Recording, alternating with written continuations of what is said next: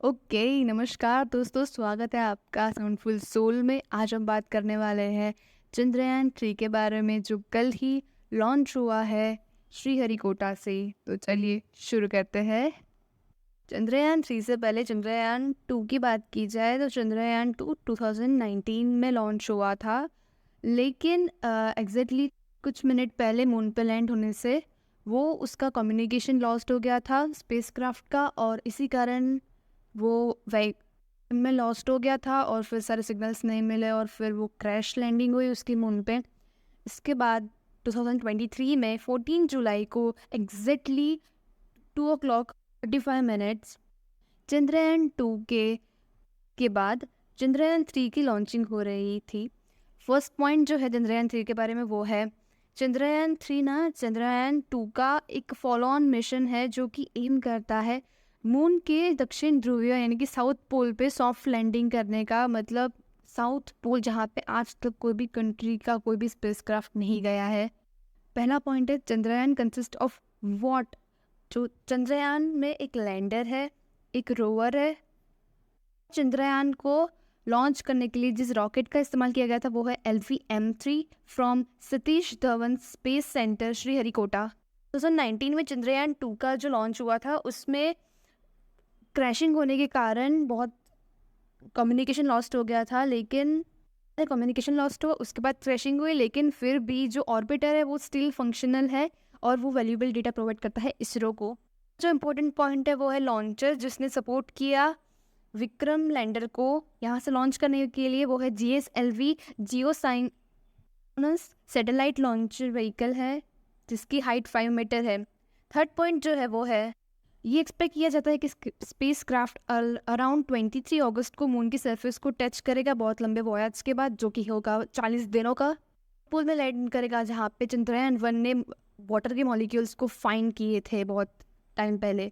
तो पॉइंट है कि इसरो ने जो जो मॉडिफिकेशंस किए थे चंद्रयान 2 के बाद चंद्रयान 3 में, ताकि वो और भी ज़्यादा रिलायबल हो मून की सरफेस और ऑर्बिट में रिवॉल्व करने के लिए, वो है फर्स्ट उसमें जो पार्ट्स थे विक्रम लैंडर जो विक्रम साराभाई के नाम से रखा गया है, उसका जो वेट है वो 280 किलो इंक्रीज किया गया है ताकि उसके अंदर ज़्यादा फुल फ्यूल रह सके और मून सरफेस और मून पाथ में वो ज़्यादा देर तक मतलब इंटेंडेड रह सके। सेकेंड है रोवर प्रज्ञान और थर्ड है प्रोपल्शन मॉड्यूल जो कि है 2148 kg का।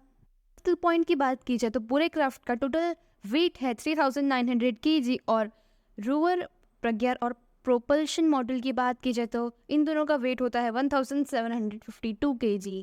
इसका जो वेट है वो इंडिया की सबसे स्ट्रॉन्गेस्ट रॉकेट GSLV MK3 के मैक्सिमम कैपेसिटी के तकरीबन क्लोज घूमता है।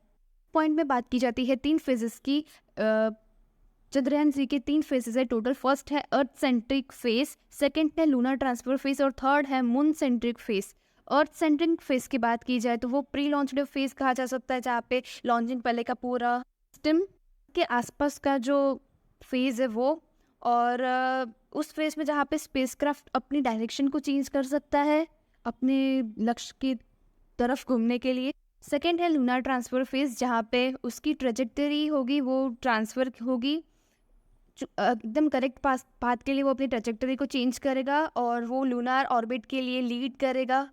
इन शॉर्ट ये अर्थ और मून के बीच का जो लूनर ट्रांसफर फेस होगा वो कहा जाएगा। थर्ड है वो मून सेंट्रिक फेस है, जहाँ पे वो लूनर ऑर्बिट में इंसर्ट होगा, मतलब लूनर ऑर्बिट में एंटर होगा और लूनर ऑर्बिट में एंटर होने के बाद लैंडिंग तक, मून के लैंडिंग तक का जो पोर्शन होगा उसे मून सेंट्रिक फेस कहा जाएगा। 7 पॉइंट जो है वो है, आफ्टर प्रज्ञान को मून पे सेफली लैंड करने के बाद प्रज्ञान रोवर है वो एक्सप्लोर करने के लिए निकल जाएगा, उसमें से अलग हो जाएगा। और रोवर की बात की जाए तो ये 6 व्हील्ड रोवर है, उसके पास सोलर एनर्जी है, 2 स्पेक्ट्रोमीटर्स है मून के सरफेस को स्टडी करने के लिए, उसकी कंपोजिशन को स्टडी करने के लिए, और वो अराउंड मून की सरफेस 14 दिन तक घूमेगा।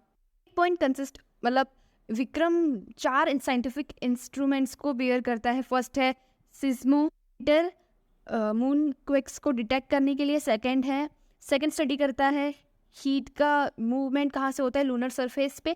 थर्ड एम करता है स्टडी करने के लिए plasma environment around the moon, moon की सरफेस के अराउंड प्लाज्मा एनवायरनमेंट कैसे मूव करता है।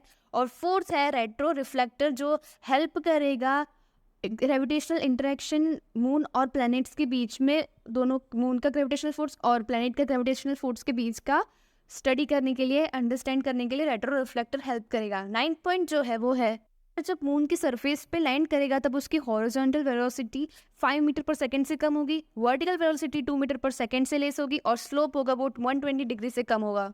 पॉइंट की बात की जाए तो अब तक के लिए सिर्फ 3 कंट्रीज है जो इस लूनार लैंड को एंटर करने के लिए सक्सेसफुल हुई है। फर्स्ट है यूएस, सेकेंड है फॉर्मर सोवियत यूनियन यानी कि रशिया, और थर्ड है चाइना। इंडिया एम कर रहा है 4th कंट्री बनने के लिए, सेफली मून की सरफेस पर लैंड करने के लिए, और first nation in the world to land on moon south pole, moon की दक्षिण ध्रुव में एंटर करने के लिए दुनिया का सबसे पहला देश है। चंद्रयान 3 के लिए बहुत ज़्यादा होपफुल है, बहुत आशास्पद है। आशा करते हैं कि चंद्रयान 3 बहुत सक्सेसफुली मून पर लैंड होगा साउथ पोल में, और इंडिया का लहराएगा झंडा वहाँ पे, और इंडिया का नाम रोशन होगा पूरे देश में। अगर आपको ये वीडियो अच्छा लगा हो, चंद्रयान 3 के ये इन्फॉर्मेशन अच्छी लगे हो, तो प्लीज़ कमेंट करें, लाइक शेयर करें, सब्सक्राइब करें, और ऐसी इन्फॉर्मेशन के लिए बने रहे साउंडफुल सोल के साथ। तब तक के लिए जय हिंद, जय भारत।